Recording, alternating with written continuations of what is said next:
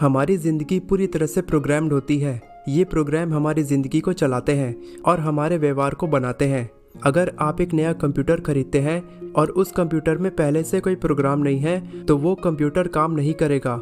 जब एक छोटे बच्चे का दिमाग विकसित होता है तब उसमें ऑपरेटिंग सिस्टम तो होता है लेकिन कोई प्रोग्राम नहीं होता।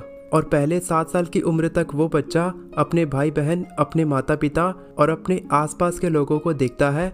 जैसा उन सब का व्यवहार होता है वो बच्चा उसी व्यवहार को सीखता है। तो अगर उनमें से कोई भी व्यक्ति उस बच्चे के सामने नेगेटिव बातें करता है या गाली गलौज के साथ बात करता है तो वो बच्चा भी उसी तरह की बातों को सीखता है। क्योंकि साइंस के अनुसार 7 साल तक बच्चे का दिमाग हिप्नोसिस की कंडीशन में होता है।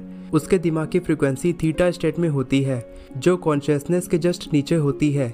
और 7 साल के बाद जब वो बच्चा कॉन्शियस यानी अवेयर होता है, फिर चाहे वो नेगेटिव बिहेवियर हो या पॉजिटिव बिहेवियर हो, तब वही प्रोग्राम उसकी ज़िंदगी को चलाते हैं। और वो बच्चा अपना 70% काम अपने सबकॉन्शियस प्रोग्राम की वजह से करता है और बाकी का 30% वो अपने क्रिएटिव माइंड यानी कॉन्शियस माइंड से करता है। सबकॉन्शियस माइंड को प्रोग्राम्ड माइंड या हैबिट माइंड भी कहते हैं। और अगर आप अपना सारा काम अपने कॉन्शियस माइंड से करते तो जो आप अपनी ज़िंदगी में पाना चाहते हैं आप उसे हासिल कर सकते हैं। लेकिन अगर आपकी ज़िंदगी आपके सबकॉन्शियस माइंड के कंट्रोल में है यानी आप केवल वही काम करते हैं जो आपने बचपन में अपने दिमाग में प्रोग्राम किया है, कोई और नहीं चाहेगा कि आपकी सारी डिज़ायर्स और विश पूरी हो। इसीलिए इस प्रोग्राम की वजह से आपकी विश पूरी नहीं होती है। साइंस ने भी इस बात को प्रूव किया है कि हम दिन भर का केवल 5% काम अपने कॉन्शियस माइंड से करते हैं और बाकी का 95% काम अपने सबकॉन्शियस माइंड से करते हैं।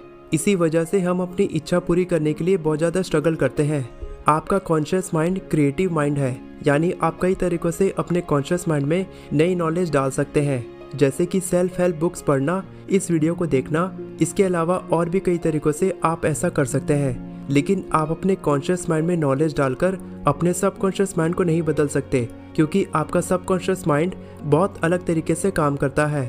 आपका सबकॉन्शियस माइंड हैबिट माइंड है और आप अपनी हैबिट्स को जल्दी नहीं बदल सकते।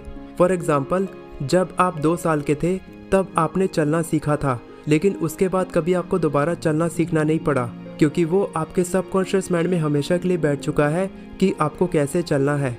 उसी तरह से अगर आपके दिमाग में हमेशा नेगेटिव थॉट्स आते हैं और आप उसे बदलने की कोशिश करेंगे तो ये हैबिट जल्दी से नहीं बदल सकती। लेकिन आप किसी नई हैबिट को डेवलप करके अपनी पुरानी हैबिट्स को बदल सकते हैं।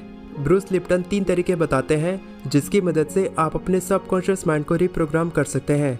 इसमें पहला तरीका है हिप्नोसिस। ये वही तरीका है जो आप 7 साल की उम्र तक अपने दिमाग में प्रोग्राम किए थे। हर रात जब आप सोने जाते हैं तब आपका कॉन्शियस माइंड सो जाता है, लेकिन आपका सबकॉन्शियस माइंड तब भी काम कर रहा होता है। यानी जो भी आप उस समय खुद से कहते हैं वो आपके सबकॉन्शियस माइंड में प्रोग्राम हो जाता है। रिकॉर्डेड एफर्मेशंस मार्केट में अवेलेबल हैं जिन्हें आप रात में सोने से पहले सुन सकते हैं, या फिर आप अपनी किसी नई हैबिट को डेवलप करने के लिए खुद से एफर्मेशंस रिकॉर्ड कर सकते हैं और रात में सोने से पहले उन्हें सुन सकते हैं। दूसरा तरीका है रिपीटेशन। बचपन में आपको मार मार के सिखाया गया था कि ए के बाद बी आता है और एक्स के बाद वाई आता है। इसी तरह से आप A to Z सारे अल्फ़ाबेट्स को याद किए थे और वो आपको इसीलिए याद हुआ क्योंकि आपने उसे बार बार रिपीट किया। अगर आप किसी नई हैबिट को डेवलप करना चाहते हैं, मान लीजिए आप हमेशा खुश रहना चाहते हैं, तो आप रात में सोने से पहले खुद से बार बार कह सकते हैं I am happy, I am happy, I am happy.